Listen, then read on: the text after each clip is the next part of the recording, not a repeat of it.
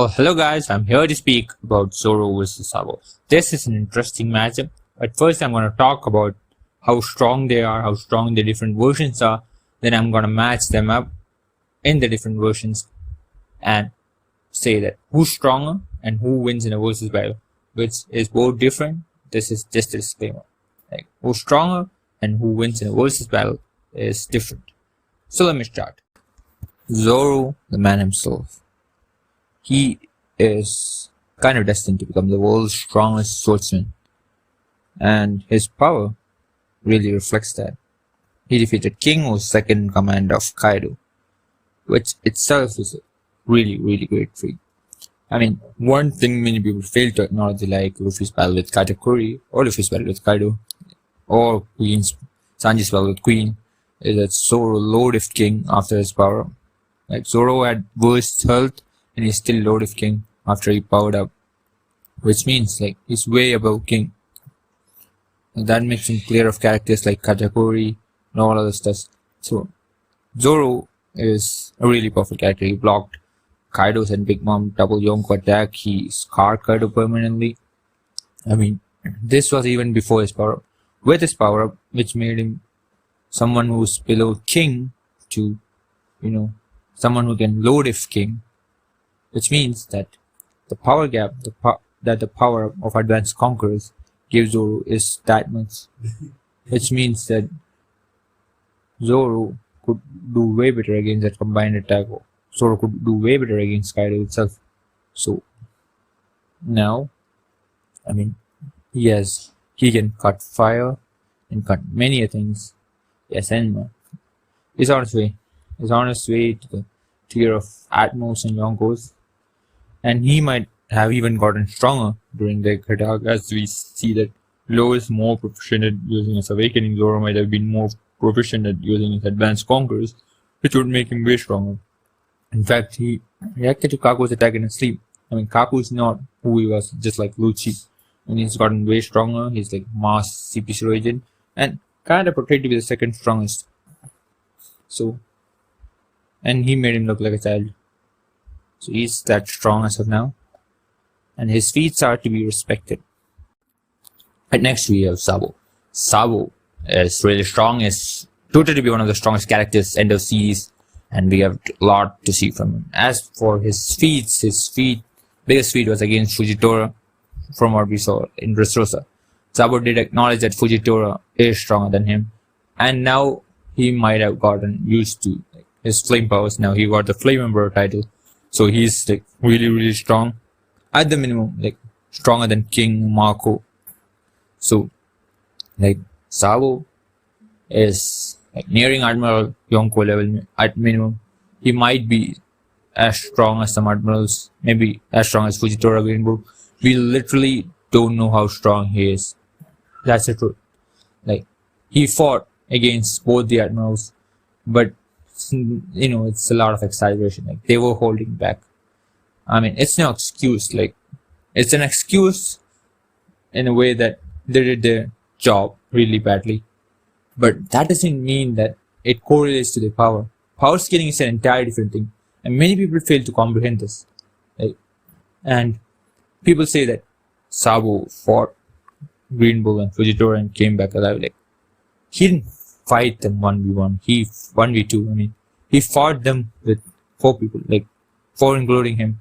It was a 4v2. And we don't know how strong the revolutionary commanders are. Like, people think that the other 3 are Fordos and Sabos is having 1v2 battle against admirals. It's like even Yonkos can't do that. Come on. I mean, the commanders should be really strong, and they were restricted. But even though they were restricted, as we saw in Marineford, you must be extremely powerful, at least kind of stronger than Marco, to fight against him and come back unscathed. But we saw them after 1 week, so 1 week or something, I guess. So, like, we don't know how much damage Sabo took. But like, they saw Fujitora taking damage, but again, it was just after, compared to Sabo's long thing. We don't know, literally, we know nothing about that guy. So, I won't use it to scale him that much, but for me at least, he's stronger than Marco.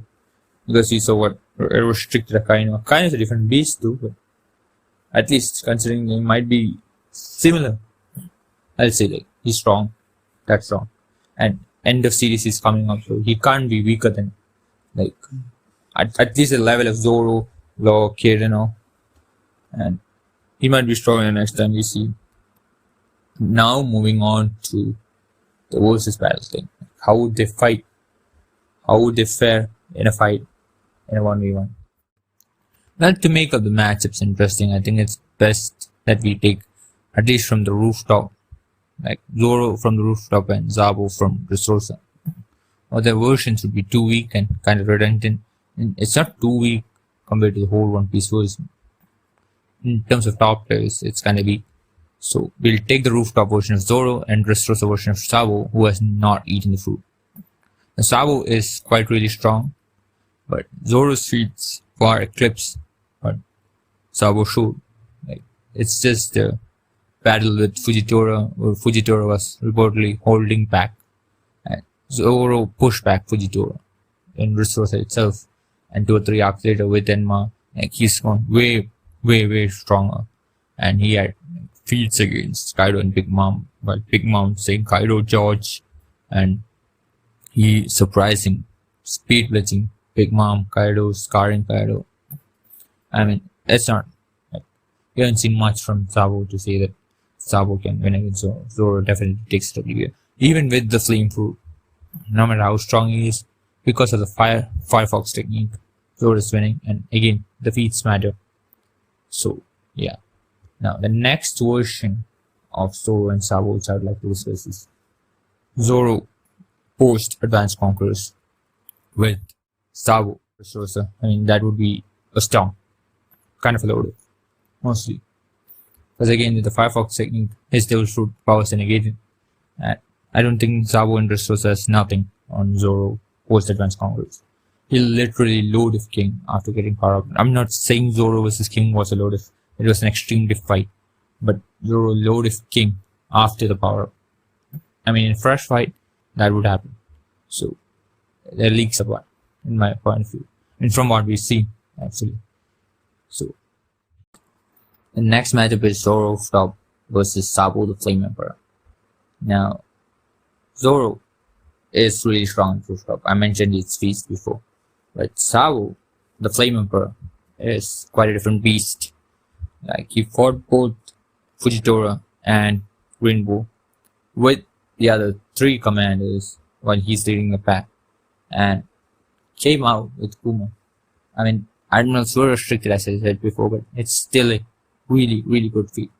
I mean, people are praising him. Although it's some unwarranted hype, it's still hype.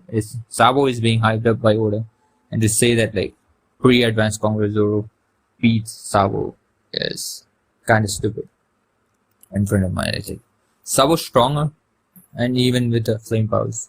Without the flame powers, I think Sabo would win against Zoro. I mean, there's a matchup thing, I know, and Zoro's battle tenacity and his will to grow is a different thing. Like Oda has given Zoro a will of a main character. I guess fights are like that. But, like, removing all that, I do think Sabo most likely should win. This is kind of baseless because I don't have much feats. We'll see the feats later on in the story. But as of now, I have to give it to the Flame Emperor.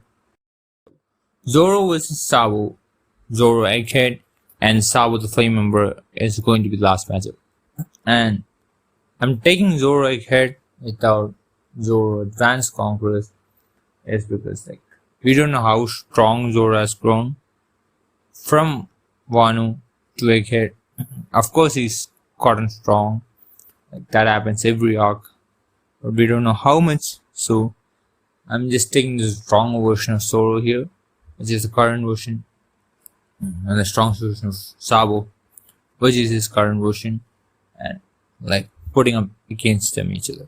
Now, as I said, this is fully based on speculation. As per feats that we have seen, it goes to Zoro, no doubt, because we have seen more feats from Zoro. But like Sabos are like mere speculations, not mere speculations. It's like agendas, news, everything put together. Now Zoro is like he's unbelievably strong as of now. I think he's nearing the Admiral Yonko tier. I think Sabo is too. my personal view, I think Sabo might be a little bit stronger. As of now, I think Zoro will surpass him. But in a 1v1, what would the battle go like? I think Zoro takes it because of the Foxfire technique. Zoro might be stronger than Sabo. Sabo might be stronger than Zoro. Both cases would happen. You don't know who's stronger. For sure, I think they're in relative in terms of what tier they lies. Maybe Sabo is as strong as Admirals, maybe. Or Yonkos. But we don't know how strong he is really, right? Even if he's as strong as someone like Fujitora or Rainbow, like, do you think that Sabo without the flames is stronger than Zoro with advanced conquerors? I don't think so. Because, like, if you take away Devil Fruit, that would mean that Sabo is still strong. That doesn't mean that he can beat Zoro without Devil Fruit. That would be too much. Like, that would mean Sabo is just that too strong, which is kind of ridiculous.